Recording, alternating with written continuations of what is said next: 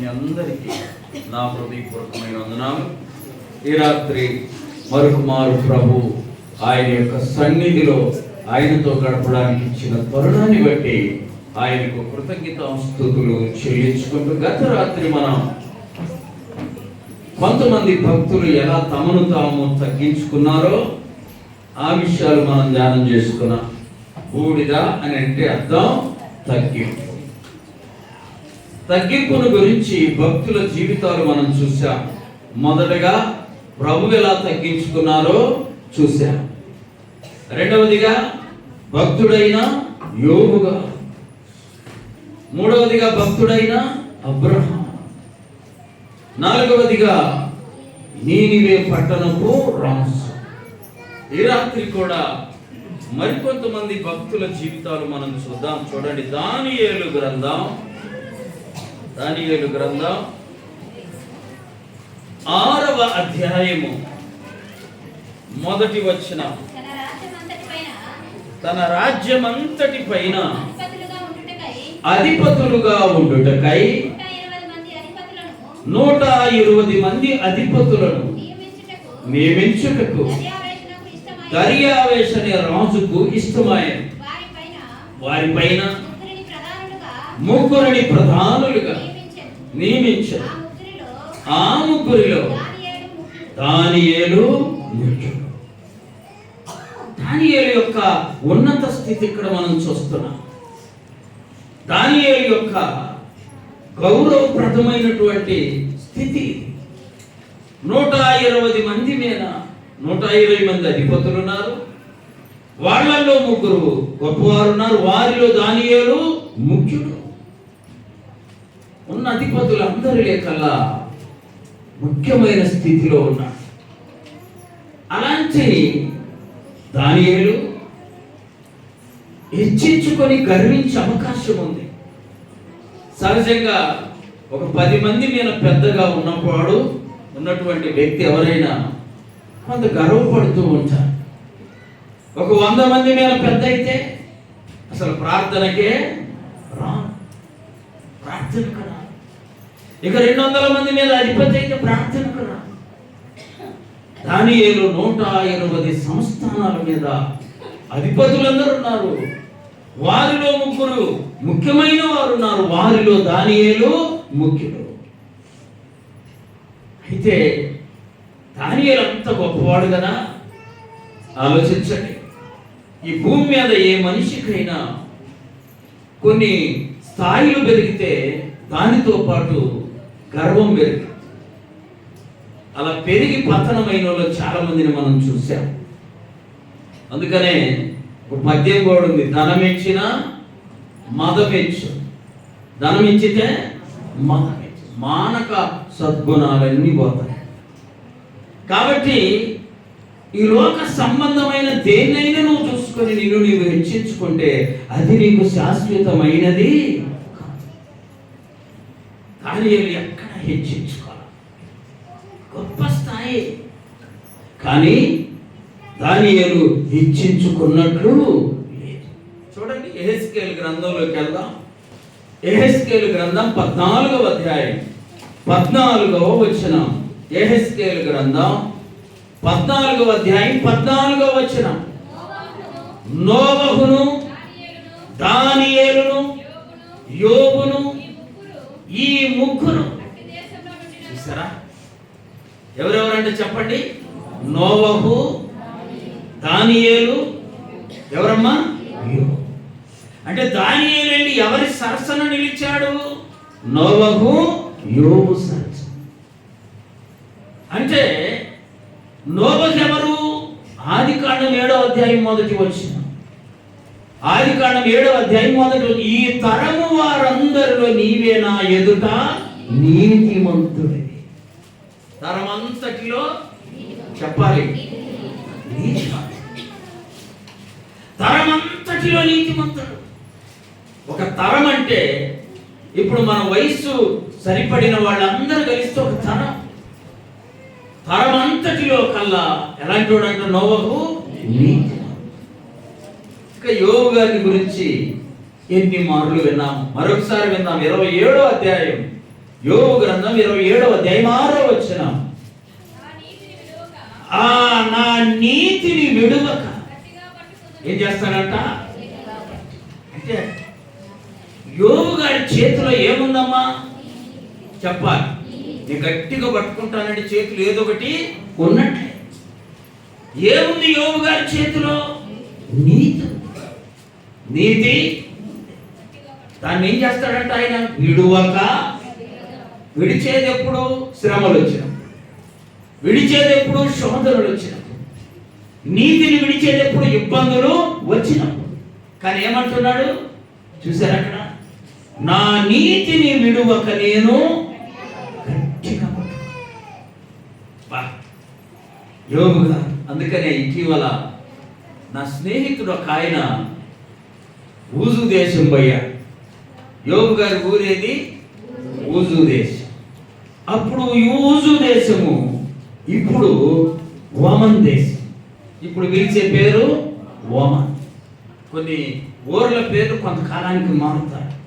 మన దొనకొండ కంట ప్రారంభంలో దొరల కొండ అంట. ఏ కొండ? మరి అంత బంగళా చూసారా, అన్నీ ఉన్నాయి. దొరల కొండ. దొరల కొండ రాను రాను రాను రాను ఏమైపోయింది? దొనకొండ. ఇప్పుడు మన ఊరి పేరు ఇంత పొడుగుంది, మీకు తెలుసో లేదో చెప్పండి. నరసింహ. ఒక్కడండి ఈ మాట దాని నుంచి నార్చెపల్లి అయ్యా. నేను కూడా నాతో సహా ఏమని చెబుతాం? అలా ఊజు దేశం కూడా రాను రాను ఏ పేరైందో తెలుసా? ఓమన్ దేశం. నా స్నేహితుడు వెళ్ళాడు అక్కడ, నన్ను కూడా రమ్మన్నాడు. నేను వెళ్ళాల. అతను వెళ్ళాడు. వెళితే యోబు సమాధి చూడటానికి పెద్ద ప్రాంగణం కట్టారట. అందులోనికి ₹1,00,000 ఉండాలి వెళ్ళాలంటే. ఏదో ₹50 టికెట్ కొని పోదాం అనేది. అక్కడికి వెళ్ళి ఆ కాంపౌండ్లో అడుగుపెట్టి యోబు సమాధి దగ్గరికి వెళ్ళిన వాళ్ళు ఎవరైనా దాన్ని తాకి ప్రార్థన చేసుకొని వస్తారు. పరిశుద్ధుల సమాధి కదది. వెళ్ళి ఆయన అక్కడ నిలబడగానే ఇతని శరీరం అంతా కరెంటు తాకినట్లుగా వణికిపోయాడు. చప్పట్లు కొట్టి కరెంటు పట్టుకుంటే ఒక మనిషిని ఎలా వణికిపోతాడో అలా వణికిపోయాడు. కారణం చెప్పండి? చనిపోయిన యోబు యొక్క నీతి, శక్తి, పరిశుద్ధత సమాధిలో కూడా ఉంది. ఆమేన్.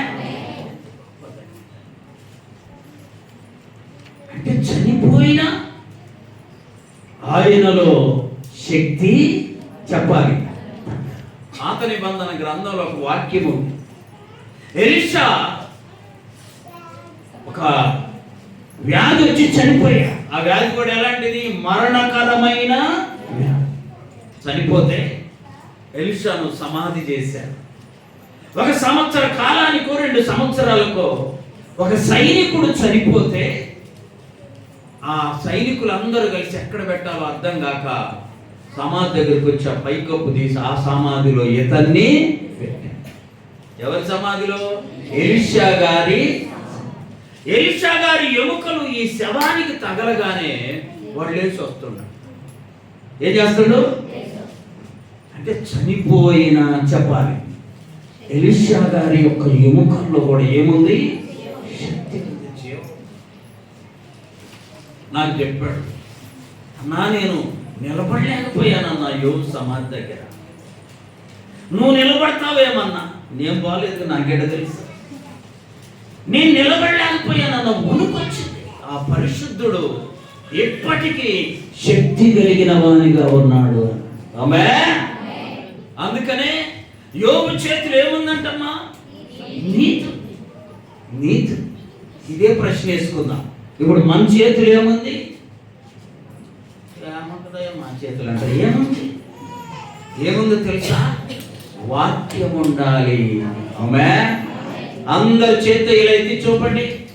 వాక్యం ఉండాలి మన చేతిలో. ఫిలిప్పీయులకు రాసిన పత్రిక 2వ అధ్యాయం 16వ వచనములో ఆ మాట ఉంది. ఏమని తెలుసా? అట్టి జనము మధ్య జీవవాక్యమును చేతబట్టుకొని లోకమందు దివిటీల్లాగా మనం వెలగాలంట. ఆమేన్. మన చేతులు ఏముండాలి?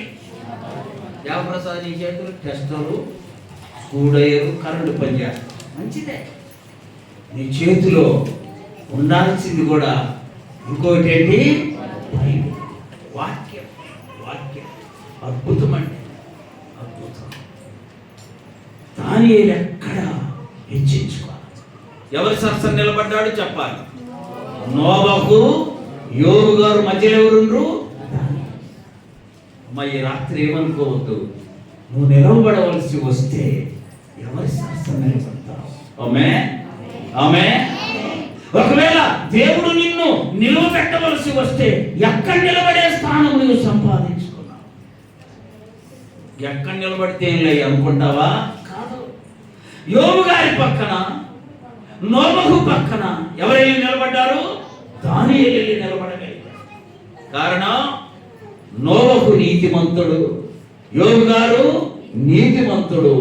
అదే నీతి దానియేలు కూడా సంపాదించుకున్నాడు. ఆమె మనం ఈ భూమి మీద అన్ని సంపాదించుకున్నా సంపాదించుకోకపోయినా మనం సంపాదించుకోవలసింది ఏంటో తెలుసా? దేవుని దృష్టిలో నీతిమంతులం. చప్పటి కొట్టి ప్రభువుని ఉంది లేకపోని, ఈ లోక సంబంధమైనది ఏమైనా ఉండనివ్వు, లేకపోని ఏం సంపాదించుకోవాలి?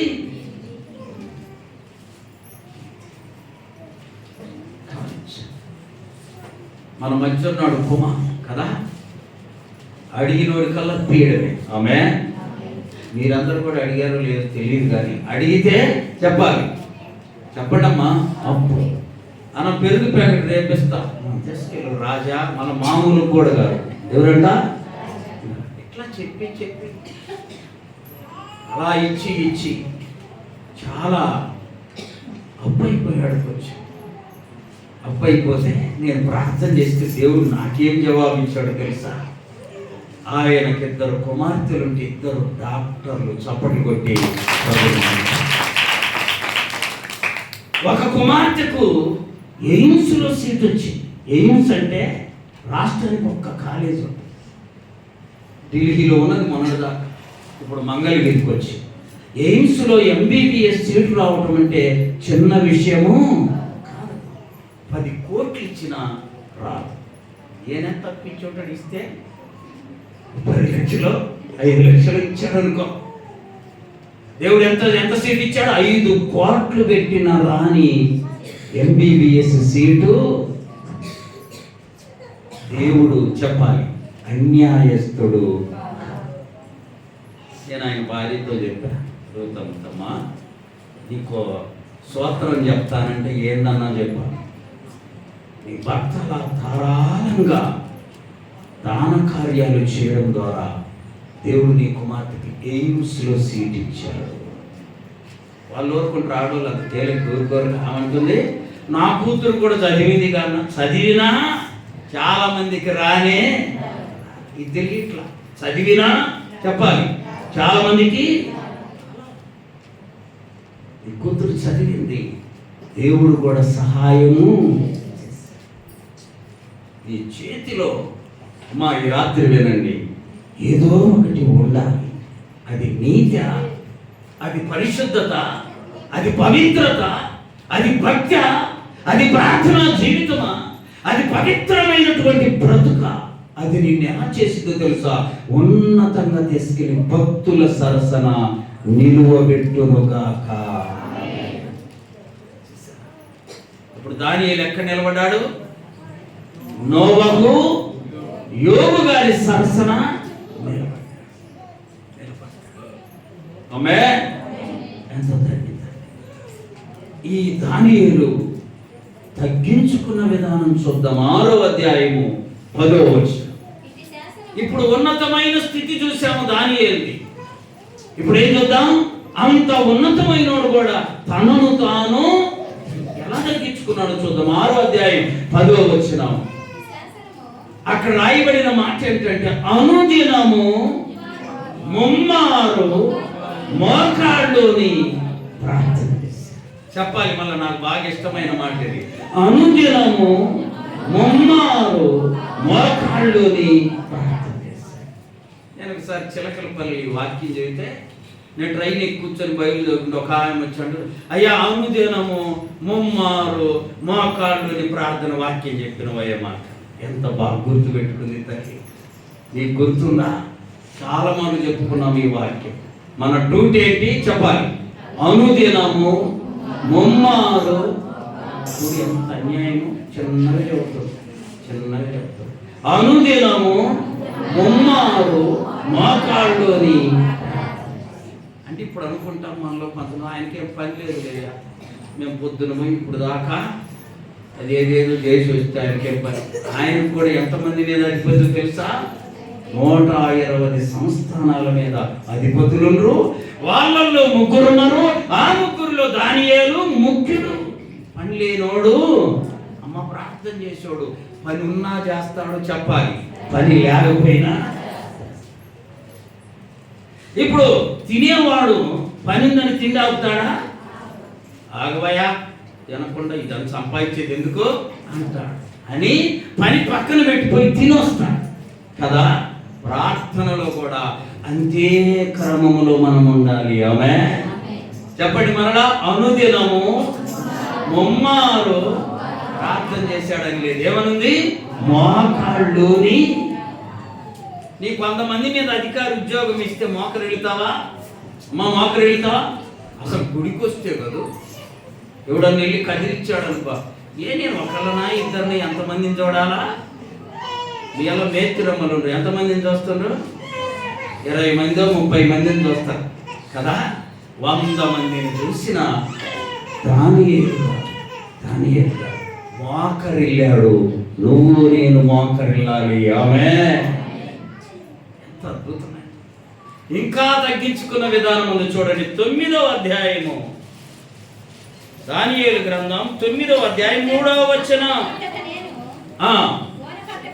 కోనె పట్ట కట్టుకొని తూలి తలపైన పోసుకొని ఉపవాసం ఉంది ప్రార్థన విజ్ఞాపన. ఎవరమ్మేనా? పని లేనోడా? చెప్పాలి. కొన్ని 100 మంది మీద ముఖ్యుడు. సింహాసనం మీద ఉన్న రాజు దగ్గర ప్రాముఖ్యుడు. ఏం చేశాడంట? గోనె పట్ట కట్టుకొని తూలి తల మీద పోసుకొని ఉపవాసం ఉండి ప్రార్థన చేశాడు. ఆమేన్. ఉపవాసం ఉండడంలో ఉన్న మర్మం ఇక్కడ కదా. అధికారి కదా, ఒక ఉన్నతమైన అధికారి కదా. బట్టలు పక్కన పడేశాడు, అధికారం ప్రక్కన పెట్టాడు, తనకున్నటువంటి వస్త్రాలు ప్రక్కన పెట్టేసి గోనె పట్ట కట్టుకొని తూలి పోసుకొని ఉపవాసం ఉండి ప్రార్థన చేస్తాడు. నువ్వు తగ్గించుకుంటున్నావా? నువ్వు తగ్గించుకుంటున్నావా? దానియేలు జీవితంలో అద్భుతమైనది, అద్భుతం. అందుకే దానియేలు ప్రార్థన చేస్తే ఏరే వాళ్ళకు వచ్చిన కళ కూడా ఈయనకు తిరుగుతున్నాడు. ఎవరికో కళ వచ్చింది, అది నీకు ఎలా తెలుస్తుంది? ప్రార్థన ద్వారా ఇంటి జ్ఞానాన్ని దానియేలు సొంతం చేసుకో. గుర్తుపెట్టుకో, ప్రార్థనతో కాని పని అంటూ లేనే. అద్భుతం దానియేలు యొక్క జ్ఞానం. దీనంతటి కారణం చెప్పండి. అనుదినము ముమ్మారు మోకాళ్ళుని. ప్రార్థన నిన్ను నన్ను ఉన్నతమైన స్థితిలోనికి తీసుకెళ్ళింది. చప్పట్లు కొట్టి ప్రభుత్వమైన దేవుడు ఎంత గొప్పవాడు. ఎక్కడి నుండో పట్టక రాబడ్డాడు దానియేలు. పట్టక రాబడినటువంటి ఆ దానియేలు ఆ దేశంలోనే ఉన్నతమైన స్థితిలోకి. నువ్వు ఈ ఊరు నుండి ఇంకొక ఊరు వెళ్ళినా జాగ్రత్తగా వినండి. ఎక్కడ నుండి ఇంకక్కడికి నువ్వు వెళ్ళినా అక్కడ కూడా దేవుడు నిన్ను ప్రథమ స్థానంలో ఉంచాలంటే నువ్వు చేయాల్సిన పని కూడా అనుదినము ముమ్మారు మోకాళ్ళుని. అసలు నువ్వు ఎవరిని పట్టించుకోవాలి. ఈ కార్యము నువ్వు చేస్తే వాళ్ళు వచ్చి నీ దగ్గర వచ్చి నిన్ను పట్టించుకుంటారు. ఆమేన్. గొప్ప దైవజనుడు దేవదాసయ్య గారు ఒక పాటలో రాశాడు, ఎచ్చాట నీ ఉన్న అచ్చాటికే జనులు ఎగిరి ఎగిరి వచ్చు తెలుసునా, ఎచ్చాట నీ ఉన్న అచ్చాటికే జనులు ఎగిరి ఎగిరి వచ్చు తెలుసునా, సత్కారి మాట సబబోగనందని సర్వజనులందరూ తెలుసునా. నువ్వు ఎక్కడుంటే అక్కడికి జనాలు వస్తారు. నువ్వు పోవడం కాదు, నువ్వు వెళ్ళడం కాదు. ఈ మధ్య ఒక చోట వాక్యం చెప్పేటప్పుడు దేవుడు నాకు తలాంతులు ఇచ్చాడు. దావీదు వెంట చూడండి, నా జీవిత కాలం అంతా కృపాక్షేమములు ఆయన వెంట పోయింది. ఆయన వాటంట బాగా గుర్తుపెట్టుకోవాలి. దానియేలు వెంట కృపాక్షేమాలు వచ్చాయి, కానీ కృపాక్షేమాల వెంట దానియేలు చెప్పాలి. నువ్వెక్కడి నుంచి అక్కడ మనం ఆరాధించే యేసయ్య నిన్ను ఉన్నతంగా దీవించునుగాక.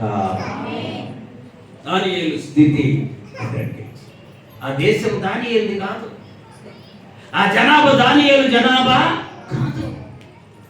ఎక్కడి నుండో పట్టుకొని రావి చెరగొని తీసుకొని వచ్చి అంత గొప్ప ధన్యతను పొందుకో. ఇంకొక భక్తుని మనం చూద్దాం. తగ్గించుకున్న భక్తుల జీవితాలు మనం చూస్తున్నాం.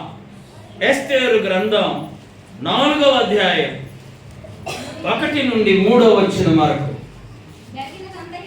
జరిగినదంతయు తెలియగానే మొర్దెకై తన బట్టలు చింపుకొని గోనె పట్టును వేసుకొని బూడిద పోసుకొని, చూసారా, మొర్దెకై కూడా తనను తాను చెప్పాలి. ఏం చేశాడు? ఎంత నిష్ఠ కలిగిన వాడు. అలాంటి నిష్ఠ కలిగినటువంటి మొర్దెకై అక్కడికి వచ్చి బూడిద పోసుకొని గోనె పట్ట కట్టుకొని ఆర్తనాదాలు చేస్తూ 4వ అధ్యాయం 16వ వచనం. నీవు పోయి శోషణనందు కనబడిన యూదులందరినీ సమాజ మందిరమునకు సమకూర్చి నా నిమిత్తం ఉపవాసం ఉండి 3 దినములు అన్నపానములు చేయకుండా నేనును నా పనికత్తెలను కూడా. సమస్య వస్తే ఏం చేశారమ్మా చెప్పాలి. ఏం చేశారు? ఉపవాసం ఉండి 3 దినాలు ప్రార్థన చేస్తారు. ఆ పూటకుండి కాదు, లేక ఆ రోజుకుండి కాదు. 8 దినాలు 3 దినాలు ఉపవాసం ఉండి ప్రార్థన చేస్తారు. ఇప్పుడు ఈమె ఎవరు? రాణి. రాణి అంటే ఎవరు? రాజుకు, రాజు భార్యకు రాజు అంత అధికారము. ఇప్పుడు కొద్దిగా ఎక్కువే ఉండేది ఇప్పుడు ఈ రోజులైతే. ఆ రోజుల్లో రాజు అంతా. ఇప్పుడు ఎట్లా చెప్పగలమంటే అది కూడా చెప్తాం, మీకు కోపం వస్తుందేమో. ఆయన పిలిస్తేనే వెళ్ళాలంట ఆయన దగ్గరికి. ఆయన ఎదురుగా రాజు పిలిస్తేనే. చెప్పండి, నువ్వు నీ భర్త పిలిచిందా అనుకుంటున్నావా? మా ఆయన వెనక్కి నువ్వు ముందుకు వెళ్తున్నావు, కానీ పిలిచిందా అనుకుంటున్నావా? అక్కడ రాయబడింది చూడండి, రాజు పిలిచితేనే తప్ప రాణి వెళ్ళడానికి. అప్పటి రోజులమ్మా. ఎప్పటి రోజులైతే సమానం అండి ఇద్దరం. ఒకసారి ఆయన పిలిస్తే రావాలి, ఒకసారి నేను పిలిస్తే చట్టం తీసుకొస్తారు. ఇట్లా చూసారా? అలాంటి ఉన్నతమైన స్థానంలో ఉన్న రాణి కూడా ఏం చేసింది తెలుసా? ఉపవాసం ఉందామనే నిర్ణయానికి వచ్చి. ఈ లోకంలో అమ్మా జాగ్రత్తగా వినండి. ఈ లోకంలో నీ స్థాయి ఏదైనా, నీ గొప్పతనం ఏదైనా, నీకున్న ఆస్తిపాస్తులు ఏమైనా, నువ్వేం చేయాలో తెలుసా? సమస్య రాగానే యేసయ్య యొద్దకే ఉపవాసం ఉండే ప్రార్థన చేయాలి. ఎప్పుడైతే రాణి ఈ నిర్ణయం తీసుకుందో అందరికీ సంతోషం అనిపించింది. అర్థమైందా? అందరికీ మీ ఇంటికి ఎవరన్నా వచ్చి ఏదైనా సమస్య చెప్తే జాగ్రత్తగా వినండి. వెళ్ళి ఉపవాసం ఉండి ప్రార్థన చేయమ్మా, నేను కూడా ఉపవాసం ఉండి ప్రార్థన చేస్తానని చెప్పు. దీనికా నేను ఇంత దూరం వచ్చింది? నువ్వేదో చెబుతావని, ఏదో చేస్తావని మేము వస్తే ఉపవాసం ఉండి ఎంత చీపుగా తీసేస్తాం. యూదులు అలా తీసేలా ఎస్తేరమ్మ యొక్క నిర్ణయం. ఆమేన్. మీరు వెళ్ళండి, 3 దినాలు ఉపవాసం ఉండి ప్రార్థన చేయండి, నేను నా పని కట్టెలందరం కూడా ఉపవాసం ఉండి. ఎంత అద్భుతమైన ఈ నిర్ణయం! కొంతమందికి రుచి కావాలి, కొంతమందికి రుచి కావాలి. అయితే మనకు ఉండాల్సింది రుచి ఇది. ఎస్తేరమ్మ చెప్పింది, తన జనాంగం అంతా విన్నారు, మొర్దెకై విన్నాడు. అందరూ 3 దినాలు ఉపవాసం ఉండి ప్రార్థన. దేవుడు వారికి మేలు చేయలేదమ్మా, ఖచ్చితంగా. ఏ వ్యక్తి అయితే వారిని నశింపజేయాలనుకున్నాడో, ఏ వ్యక్తి అయితే ఉరికొయ్య సిద్ధపరిచాడో ఆ వ్యక్తి నశించిపోయాడు. ఆ వ్యక్తి ఆ ఉరికొయ్య మీద ఉరితీయబడ్డాడు. అద్భుతం. ఆత్మీయ జీవితంలో బాగా గుర్తుంచుకోవాలి, ప్రార్థన మించిన ఆయుధం మన దగ్గర ఏమీ. ఏ ఆయుధం ఉండాలి? చిన్నగా చెప్తా, కొంచెం హుషారుగా చెప్పాలి, గట్టిగా చెప్పాలి. ఏ ఆయుధం ఉండాలి మన దగ్గర? నా దగ్గర తుపాకు ఉందని చెబుతామే, మరి ప్రార్థన ఆయుధం ఉందని గట్టిగా చెప్పకపోతే ఎలా? ఎస్తేరమ్మ ఏ ఆయుధంతో జయించింది? ప్రార్థన అనే, ఉపవాస ప్రార్థన అనే ఆయుధముతో వచ్చిన చట్టాన్ని చూసారా? ఆత్మీయ జీవితం ఎంత గొప్ప సత్యం అంటే, ఎస్తేరు జీవితం మనందరికీ ఎంతో మాదిరిగా. సమస్య వచ్చిందా? ఉపవాసం ఉండు, ప్రార్థన చేయి. 2016లో నాకు ఒక సమస్య వచ్చింది. మామూలుగా వస్తుంటాయి, పోతుంటాయి. పెద్ద సమస్య వచ్చింది. 21 రోజు ఉపవాసం ఉండాలనుకున్నా. నాకు తెలియకుండానే ప్రార్థన చేసుకుని అలా నిర్ణయించుకున్నా. అది క్రిస్మస్ దినాలు. క్రిస్మస్ రోజు కూడా అన్నం ముట్టుకోకుండా ప్రార్థన చేస్తే నా దేవుడు నా జీవితంలో అద్భుతం చేశాడు. చెప్పకపోతే దేవుడు ఎప్పుడు మన వైపు చూస్తూనే ఉన్నాడు. చూడండి, ఆ మాట చూద్దాం. కీర్తనలు 14వ కీర్తన 2-3 చరణ. వివేకము కలిగి దేవుని వెతకువారు కలరేమని యెహోవా ఆకాశము నుండి చూసి నరులను. 53లోకి రండి. వివేకము కలిగి దేవుని వెతకువారు కలరేమని దేవుడు ఆకాశము నుండి నరులందరినీ పరిశీలన చేస్తాడు. నువ్వు తిన్నది తినకపోయింది, తినంది మనుషులకు తెలియకపోవచ్చు, అమ్మా దేవునికి చెప్పాలి. 94వ కీర్తనలో ఉంది, కన్నును కలుగజేసిన వాడు కానకుండునా, చెవిని నిర్మించిన వాడు వినకుండు. చూసా? ఆయనకు తెలియకుండా ఉంటుందా? అమ్మా ఆయనకు తెలియకుండా ఉంటుందా? నువ్వు ఎక్కడెక్కడ ఏం చేసేది సమస్తము ఎరిగినా. ఇప్పుడు దాకా అందరి భక్తుల గురించి చెప్పుకున్నా. వాళ్ళకు ఉన్నతమైన స్థితి ఉంది, చెప్పాలి, కానీ వారు తమను తాము. మన గురించి చూద్దాం. విలాప వాక్యముల గ్రంథం. మనం ఏం చేయాలో వాక్యము సెలవిస్తుంది. విలాప వాక్యముల గ్రంథం 3వ అధ్యాయం 26 నుండి 30 వరకు. నరులు ఆశ కలిగి యెహోవా అనుగ్రహించు రక్షణ కొరకు ఓపికతో కనిపెట్టాలి. చూసారా, మనం ఎలా కనిపెట్టాలంట? ఎలా కనిపెట్టాలి? ఓపిక. సేవకుని దగ్గరికి ఒక ఆయన వచ్చాయా, నాకు 500 ఇయ్యా అని అడిగాడు. సేవకుడు చెప్పాడంట, జాగ్రత్తగా వినండి. అయ్యా వెళ్ళి మందిరం ఉంది, అక్కడ వెళ్ళి ప్రార్థన చేసుకొని రమ్మన్నాడు. మంచిదా కాదా మా? ఒక కట్టె పుల్లల మోపు కొట్టుకొని రాబోరు ఇస్తారంటే పోడా? వెళ్తాడా లేదా? 500 కోసం ఆ మాట చెప్పకుండా అదిగా ఎక్కడ మందిరం ఉంది, వెళ్ళి ప్రార్థన చేసుకొని వెళ్ళాడు. కొంచెం సేపు ప్రార్థన చేసుకున్నాడు. ఆ ప్రార్థన చేసి తగిలి సేవకుడు ఊరుకోవాలి. ఏను కూడా వెళ్ళి ప్రార్థన చేస్తున్నామని, ప్రభువా ఇతను ఎవరో 500 అడుగుతున్నాడయ్యా, ఇవ్వమంటావా వద్దా, నిజంగా అవసరం ఉందా లేదా అని ఈయన కూడా ఏం చేస్తున్నాడు? ఈయన ప్రార్థనలు కానీ వాడు వచ్చి తలుపు కొడుతుండయా, ప్రార్థన చేశాను, ఏందయ్యా తలుపు? ఈయనేం చేస్తున్నాడు? నాకు తెలిసి నేను అంటాను, ఆయన వచ్చి తలుపు కొట్టిందా వీడు ప్రార్థన చేయాలి. చప్పటి కొట్టి ప్రభువును మహిమ చెయ్యమన్నా ఆయన వచ్చి ప్రార్థన చేసి వచ్చి ఇతని పిలిచేంతవరకు ఇతను చేయాలి. ఊరకు వచ్చేయి కదా, 500 ఊరికే వస్తున్నాయి కదా, 500 మోయిన ప్రార్థన చేయొచ్చు కదా, 500 డబ్బులకు విలువైన రీతిలో ప్రార్థన చేయొచ్చు కదా. ఆలోపు వచ్చాడు, తలుపు కొట్టాడు. ఆ తలుపు మెల్లగా తీసి చూస్తే నేనేం చేస్తున్నాడు?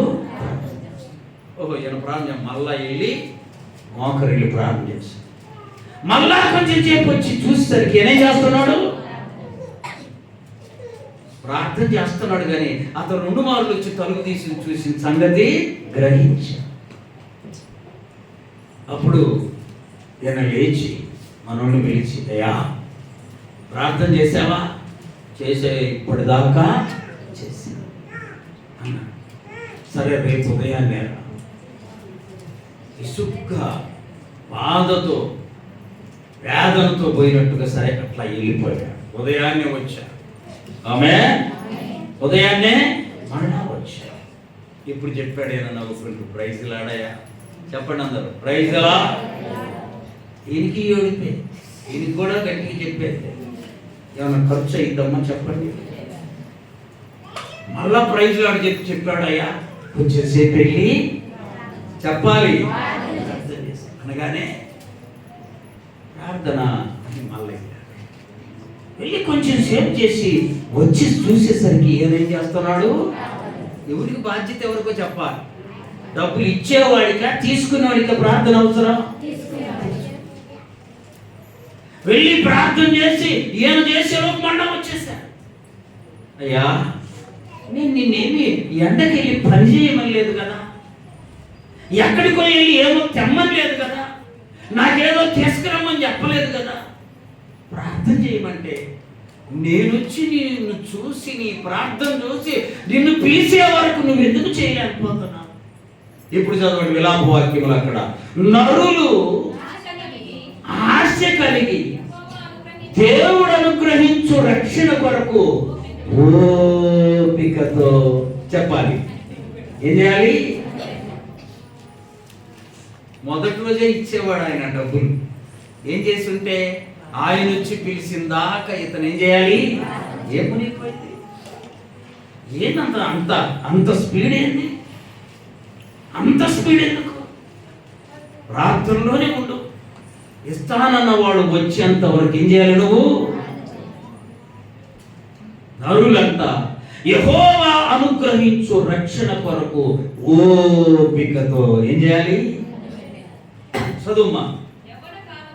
యవ్వన కాలమున కాడి మోయిట నరునికి మేలు, అతని మీద దానిని మోపిన వాడు దేవుడే. కనుక ఒంటరిగా కూర్చొని మౌనంగా ఉండు, నిరీక్షణాధారము కలుగునేమో. బూడిదలో మూతి పెట్టిన వాళ్ళ కూడా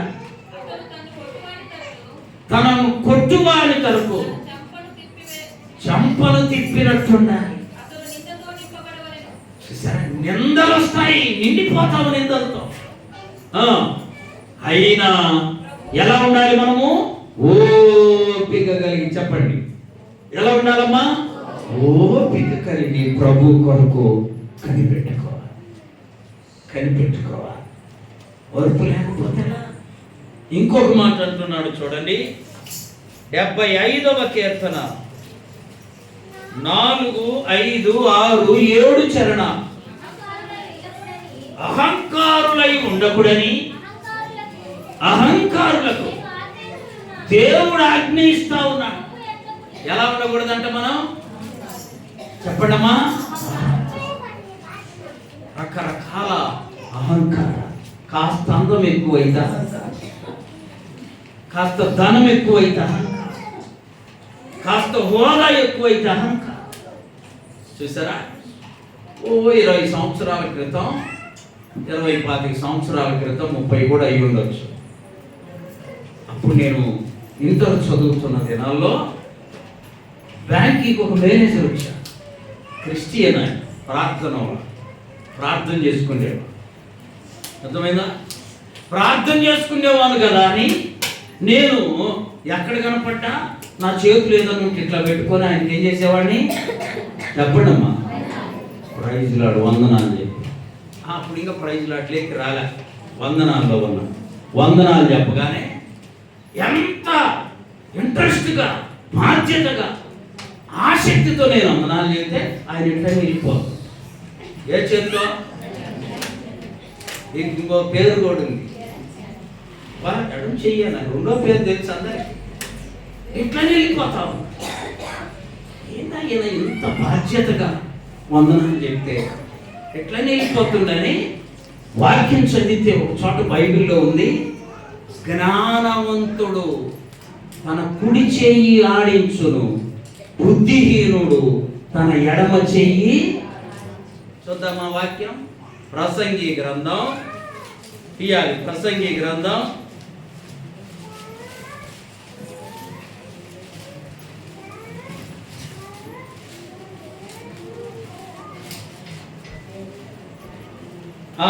10వ అధ్యాయము 2వ వచనం.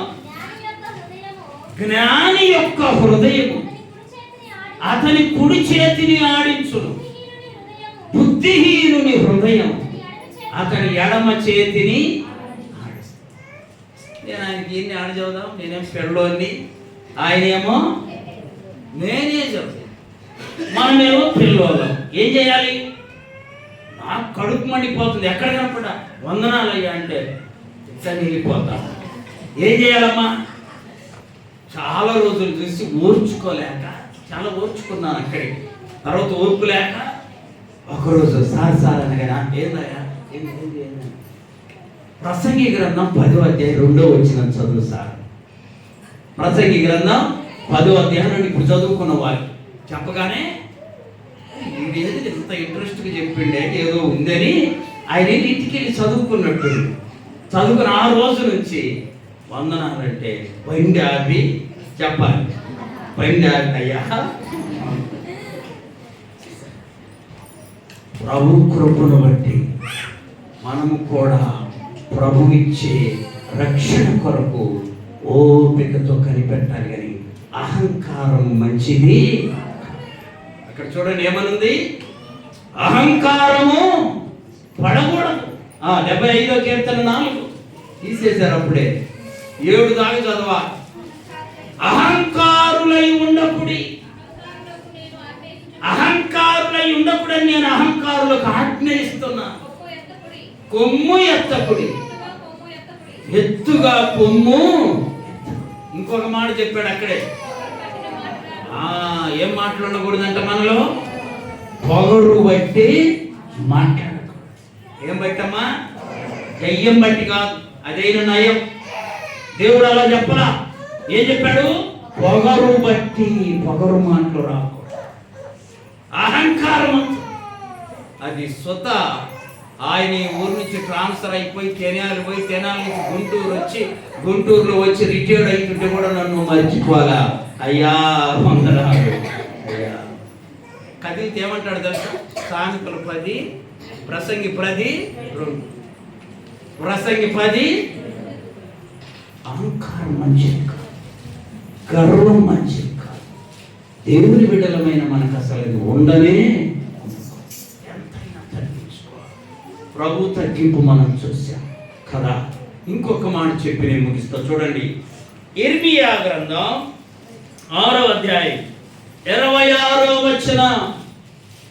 ఇర్మియా 6:26. నా జనమా పాడు చేయువాడు. అమ్మా కొంచెం తలలెత్తిరండి. నా జనమా, దేవుడు అంటున్నాడు, నా జనమా పాడు చేయువాడు హఠాత్తుగా మా మీదికి వచ్చుచున్నాడు. ఇప్పుడు ఏం చేయాలి?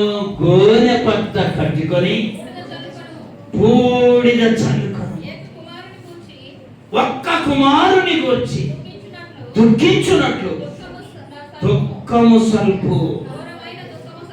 నాశనం పుత్రుడు వస్తున్నాడు, నాశనం చేయువాడు హఠాత్తుగా రాబోతున్నాడు. అమ్మా, నీ మీదికి, నా మీదికి, ఇలా ఆరాధించే ప్రతి ఒక్కరి మీదికి నాశనం చేసేవాడు రాబోతున్నాడు. నా జనమా, మళ్ళా చదవమ్మా, నా జనమా పాడు చేయువాడు వస్తున్నాడు.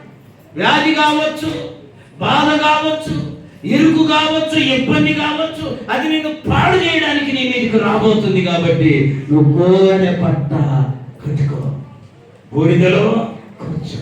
అంటే అలా నిన్ను నీవు తగ్గించుకో, ప్రభు సన్నిధిలో ప్రార్థన చేయి. యేసు ప్రభు వారు కూడా శిలువకి వెళ్ళే ముందు శిష్యులకు చెప్పాడు, మీ మీదికి శోధన రాకుండా ఉండాలంటే మెలకువ కలిగి. కాబట్టి ప్రభు బిడ్డలు మనల్ని మనము తగ్గించుకుందాం. బూడిద అంటే చెప్పాలి తగ్గింపు. బూడిద అంటే ఈ సంవత్సరం అంతా పట్టిన మస్తు మా పోగాలని ఈ 40 దినాలు మన పితరులు ఈ ఉపవాస ప్రార్థన పెట్టారు. ఈ 40 దినాల్లో మనకున్న మస్తు అంతా వదిలించి వేసుకోవాలి. మేము చిన్నపిల్లలప్పుడు ఇప్పట్లాగా బొచ్చెలు ఉండేవి కాదు, తట్టలు ఉండేవి. ఏంటి? ఆ తట్టలో ప్యాడ్ వేసుకొని పోయి అక్కడ వేసి వస్తామా, కొద్ది రోజులకు ఆ తట్టకు అంటుకొని బరువు అయిపోయేది. ఒకరోజు వెళ్ళి ఏం చేస్తాం, రోడ్డు మీద వేసి బాగా ఎండలో కొడితే దానికి ఉన్నదంతా ఈ 40 దినాల్లో ఎదల కొట్టండి. మీకున్న మస్తు, మీకున్న గర్వం, మీకున్న నిర్లక్ష్యం, మీకున్న సోమరితనం, మీకున్న బలహీనత, మీకున్న అననుకూలత, మీకున్న పరిశుద్ధత అంతా ఈ 40 దినాల ఉపవాస ప్రార్థనలో శుద్ధి చేసుకుందుముగాక. దాని కొరకు మనం ఉపవాసం అని 40 దినాలు ప్రార్థన చేయాలి. అట్టి కృప దేవుడు మనందరికీ దయచేయునుగాక. మోకరించండి, ప్రార్థన చేసుకుందాం. ప్రార్థన